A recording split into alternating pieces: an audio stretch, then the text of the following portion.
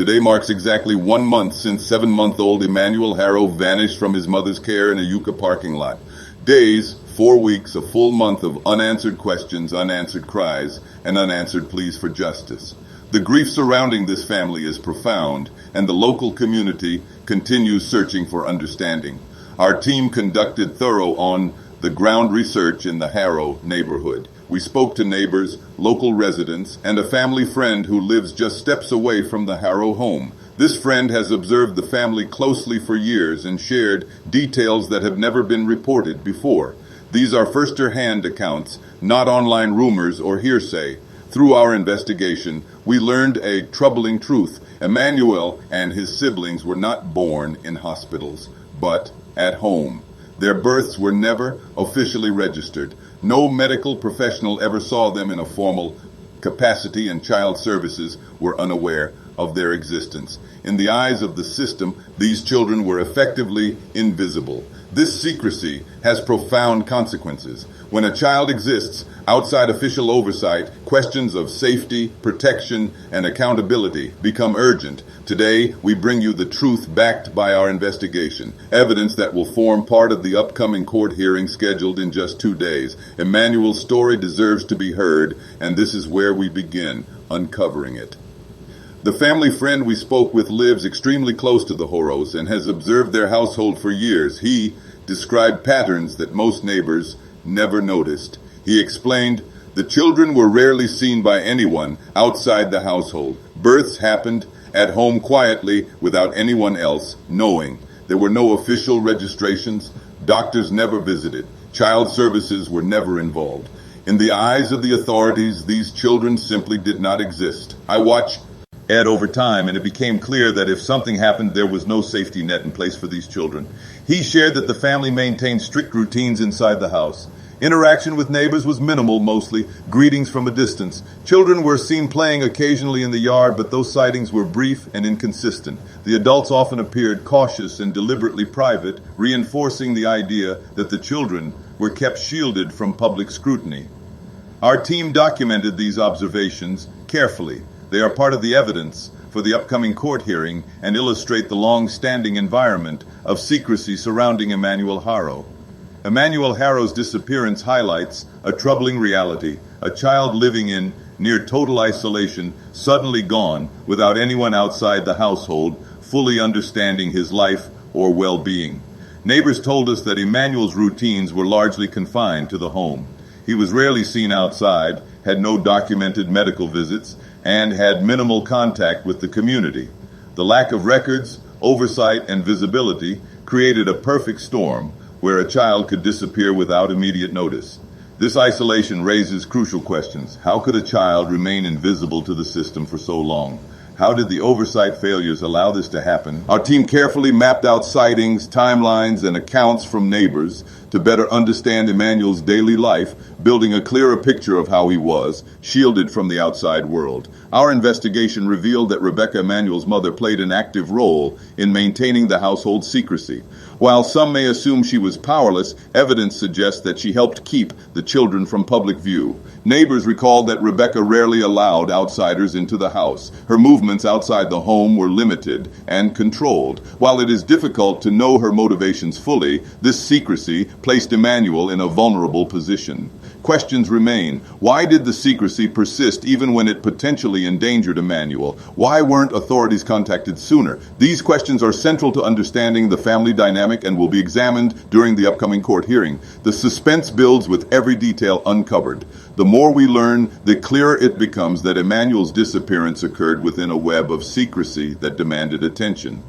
Residents in the neighborhood had long noticed a certain area near the Haro household, which neighbors now describe as a ditch. According to multiple first-hand accounts, this ditch appeared to be a storage area for items connected to home births and other private household activities. No medical professional has come forward to confirm any involvement in assisting childbirth at the house, which strongly suggests that Emanuel and his siblings were born entirely in private, outside of formal medical supervision. This situation created significant challenges for child protection. Children born and raised outside the system lacked the oversight needed to guarantee their safety. Neighbors recounted that while they occasionally saw the children playing outside, there was no routine contact, no monitoring, and no official observation from authorities. In this environment, small signs of distress or vulnerability could go completely unnoticed, leaving Emanuel in a precarious and invisible position. The presence of the ditch and the secrecy surrounding it highlights the extraordinary level of privacy maintained within the household. Over time, this created gaps in the system, gaps that ultimately contributed to Emanuel's disappearance. Our team carefully documented these observations as part of the evidence for the upcoming court hearing.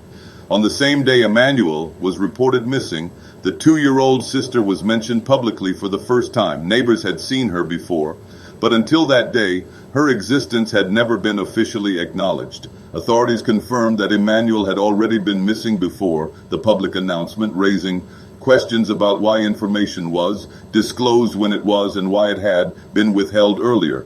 The timing points to a pattern of secrecy, delayed reporting, and limited transparency which complicated understanding the full situation. Our team meticulously mapped the sequence of events, showing that public recognition of the sister coincided with increasing scrutiny over Emanuel's disappearance. This timeline is critical for understanding how communication and awareness, or the lack thereof, played a role in how events unfolded. Statements from both Jake and Rebecca contain inconsistencies, further complicating efforts to reconstruct the household dynamics. Even if Jake was the primary decision maker, Rebecca's participation in maintaining secrecy is significant. A parent fully committed to protecting a child would likely have sought intervention sooner.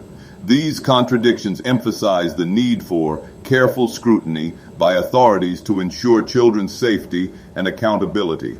Our reporting relies solely on verified observations and first-hand accounts, avoiding speculation. The language throughout remains factual, neutral, and respectful, keeping the narrative fully and safe while clearly conveying the investigative findings. Emanuel's disappearance underscores systemic failures in child protection. Without registration, without medical oversight, and without child services monitoring, Emanuel existed in a state of effective invisibility within the system. 1 month later, Emanuel remains missing.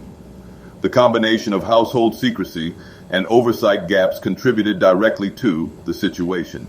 Yet, despite the passage of time, his fate remains unknown. The next court hearing is scheduled in just 2 days, making this a critical moment. Justice must not fail. All the evidence, observations, and carefully documented findings collected over the past month will be presented in court, and it is vital that Emanuel's story is heard clearly and taken seriously. This is not just a procedural hearing. It is a chance to ensure accountability, awareness, and protection for vulnerable children. Viewers, this is where you come in. Don't just watch, subscribe, stay informed, and engage with this story. Comment below. Where are you watching from? What do you believe truly happened inside the household? How could authorities have better protected Emanuel and his siblings? Every comment, every share, and every subscribe.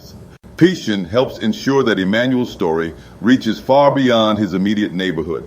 Together, we can raise awareness, encourage accountability, and advocate for justice. Emanuel deserves to be heard, and every child living under similar circumstances deserves the same protection and attention